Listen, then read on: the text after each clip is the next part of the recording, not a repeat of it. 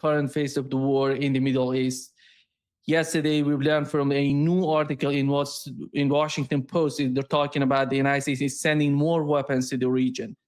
At least we've learned F-16s coming from Germany and F-35 from the United Kingdom. They're going to the region, and Iranian capabilities is getting somehow to Jordan, because all these weapons were somehow removed from the Persian Gulf Arab states to Jordan, and Iran is just hitting the targets in Jordan.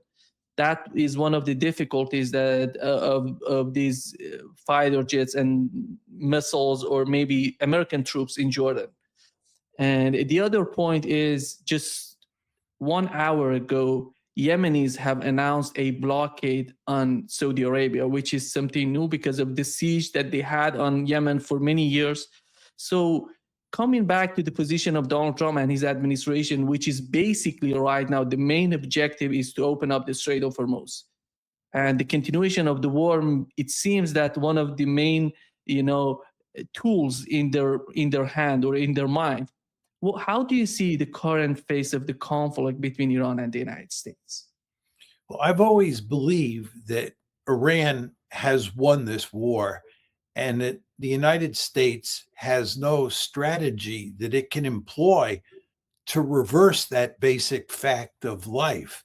I think that the memorandum of understanding that was signed on 17 June was basically a surrender document. The United States recognized that Iran had the upper hand.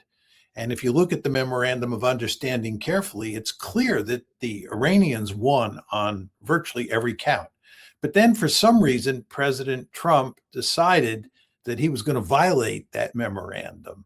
And he was going to try and create a channel through the Strait of Hormuz that was American dominated. And the Iranians, of course, said this was unacceptable. And they attacked some ships that tried to come through that American-dominated channel. The United States responded by attacking Iran. And you now have this tit-for-tat campaign that's taking place between the two sides. I think it started on July 8th, and with 1 or 2 days off, it's gone on constantly since then. And the question I think that you have to ask yourself is, what's the end result of this tit-for-tat strategy? Does the United States win? Does it get Iran to concede that it doesn't fully control the Strait of Hormuz? Or does the United States lose because the Iranians simply won't quit? And moreover, the Iranians have escalation dominance. Which one of those stories do you believe? And I personally think the evidence is manifestly clear that we meaning the Americans, cannot win the tit-for-tat strategy. And the Iranians can, and the Iranians are winning. If you look at what's happening, it used to be the case that nobody talked about bombing Jordan because all the American military assets that mattered to the Iranians were in places like Kuwait, Bahrain, the UAE, and so forth and so on. What's happened is that American bases in those Gulf states have been so thoroughly wrecked or destroyed or damaged that Jordan has become the place where we locate most of our key military assets to use against Iran. So what has now happened in recent times is that the Iranians are going after American forces inside of Jordan. And I think it's fair to say they are doing an excellent job from Iran's point of view in tearing apart those American installations inside of Jordan. And you get the sense watching this unfold that what's going to happen is that the United States is going to have to move all its military forces back to Israel.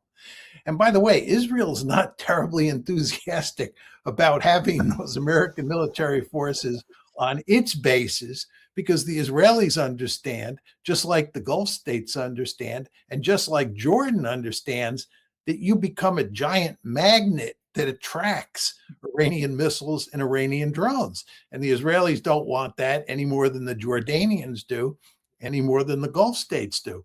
So the United States is actually slowly but steadily losing its power projection capability in the Gulf. This all tells you that Iran has the upper hand. Now, what Trump has threatened to do, given this situation, is go after power stations and bridges and maybe oil facilities, what we sometimes call civilian infrastructure inside of Iran. This is how he's going to escalate in this tit for tat campaign and get the Iranians to finally throw up their hands.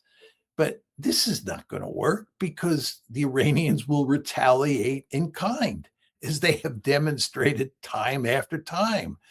And the Iranians can effectively wreck countries like the UAE, Saudi Arabia, and Kuwait by going after their oil and gas facilities, going after their desalination plants. The Iranians have the upper hand as you go up the escalation ladder. So Trump's threat to go after civilian infrastructure inside of Iran is not going to produce victory for the United States. In fact, it's just going to make a bad situation worse. Now, my final point, and I don't want to go on too long here, but it is of enormous importance, is that the Houthis have announced that they're shutting down the Red Sea to Saudi traffic. As we all know, the Saudis have actually been shipping a lot of their oil out through the Red Sea. And they're not in a position to send stuff out through the Strait of Hormuz for all the obvious reasons. The Iranians control the Strait of Hormuz, but they have been able to send it out via a pipeline that goes across Saudi Arabia to the port of Yanbu, and then the oil's unloaded at Yanbu and shipped out through the Red Sea. Well, the Houthis have said they're shutting down Bab el-Mandab. That's the strait that is at the bottom of the Red Sea. The Houthis are going to shut it down to Saudi oil. This will have a huge consequence on the flow of oil out of the Gulf and the price of oil around the world. So this is really bad news for the United States. And it just shows you the extent to which the Iranians have lots of cards to play, and the Americans have no way of escalating and winning this tit for tat campaign that they started by violating the June 17 Memorandum of Understanding.